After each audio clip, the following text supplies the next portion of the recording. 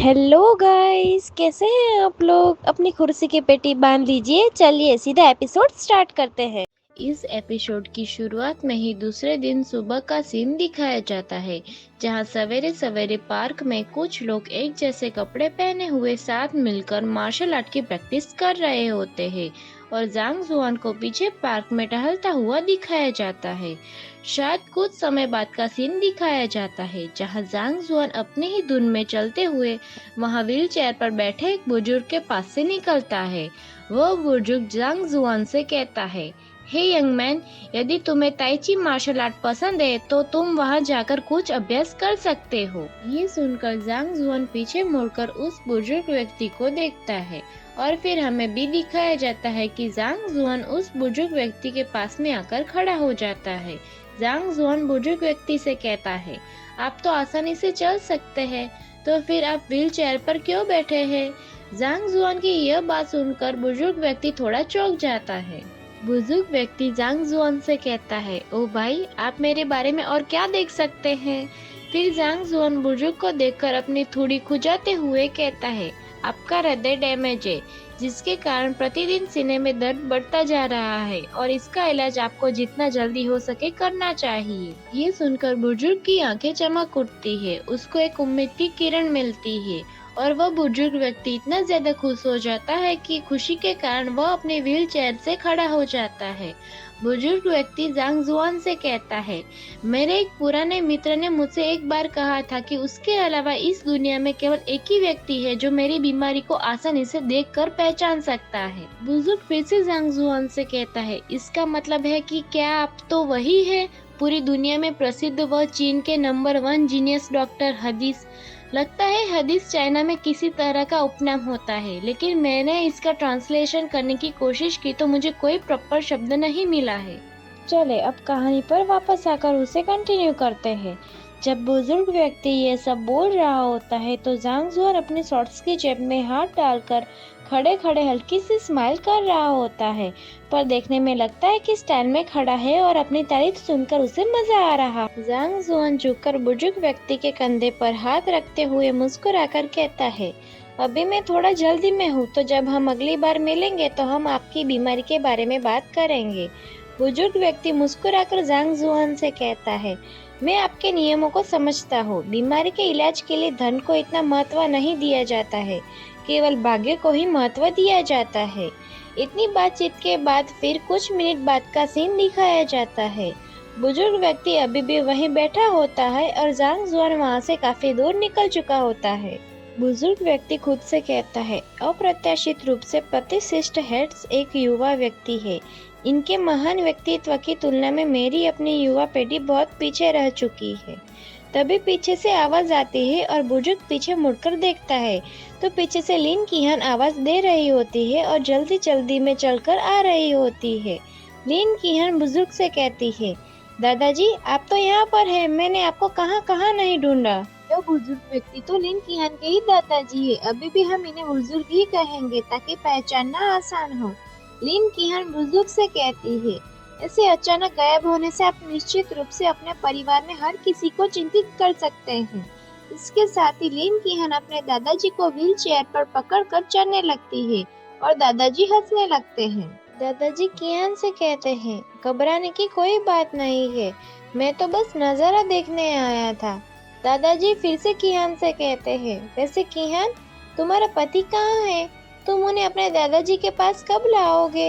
ये सुनकर कीहान शर्माने लगती है और इसे उसके गाल लाल हो चुके होते हैं। लिन कीहान कहती है, क्या? लिन कीहान मन में सोचती है, जांग जुआन, वो अपना गुजारा भी नहीं कर सकता, मैं उसे अपने दादाजी के पास कैसे लेकर आ सकती हूँ? लिन कीहान बुजुर्ग से कहती है, दादाजी अभी हम इस बारे में बात नहीं करते हैं। बुजुर्ग लिन कीहान से कहते हैं, क्या आपको अपने पति के बारे में अपने परिवार को कुछ भी नहीं बताना चाहते हैं? चलो जल्दी से वापस चलते हैं। फिर सीन बदलता है और हमें शाम के समय में कीहान का विला बाहर से दिखाया जाता है और उसमें जांग जुआन किसी कमरे के बाहर या फिर विला के बाहर खड़ा हुआ शायद कुछ सुन रहा होता है या फिर वहां से गुजरते समय सुनता है। कमरे में से आवाज आती है, लिन कीहान, आप बिल्कुल भी इतनी विरासत के लायक नहीं है। जांग जुआन सोचता है, क्या बात हो रही है? और फिर जांग जुआन दरवाजा खोलकर कमरे के अंदर देखता है तो सामने की तरफ लिन कीहान और बाकी सभी दूसरे लोग खड़े खड़े किसी बड़े टॉपिक पर चर्चा कर रहे होते हैं। उनमें से एक लेडी कहती है, लिन वेई, लिन कीहान, आप दोनों ने लिन परिवार के रूप में कुछ भी नहीं किया है, बल्कि तुम तो कई बार कंपनी को भारी नुकसान भी पहुंचाया है। लिन कीहान के पास खड़ा हुआ आदमी कहता है, क्या आपको दादाजी के निर्णय पर सवाल उठाने में शर्म नहीं आती? ब्लू ड्रेस वाली लेडी कहती है, तुम तो चुप ही रहो। ब्लू ड्रेस वाली लेडी कहती है, लिन परिवार की बात करते हुए लिन कीहान से कहती है, लिन कीहान, अपनी माँ की कब्र पर जाओ और पूछो कि क्या तुम्हारे पास सचमुच लिन परिवार का खून है। लिन कीहान गुस्से में कहती है, आप कहना क्या चाहते हैं? ब्लू ड्रेस वाली लेडी फिर से कहती है, और अपने पिता से पूछो कि जब तुम्हारी माँ का अपहरण हुआ तो उन्होंने कुछ भी किया या नहीं। तभी सुनहरे बालों वाला आदमी कहता है, तुम बार बार कहती हो कि तुम लिन परिवार से हो, लेकिन लगता है तुम कोई और जंगली प्रजाति की हो।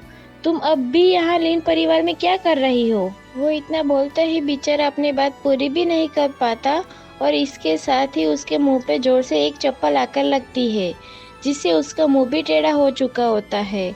हम तो जानते ही है कि ऐसी हरकत किस व्यक्ति कर सकता है।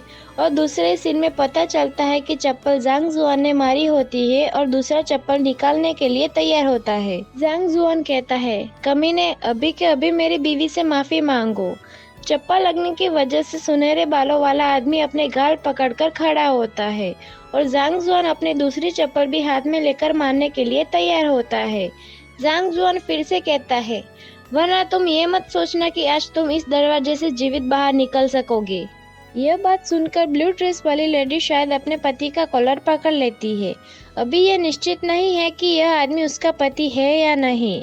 ब्लू ड्रेस वाली लेडी कहती है, लिन जियान्यू, मेरे बेटे को पीटा गया, तुम्हें मुझे स्पष्टीकरण देना होगा।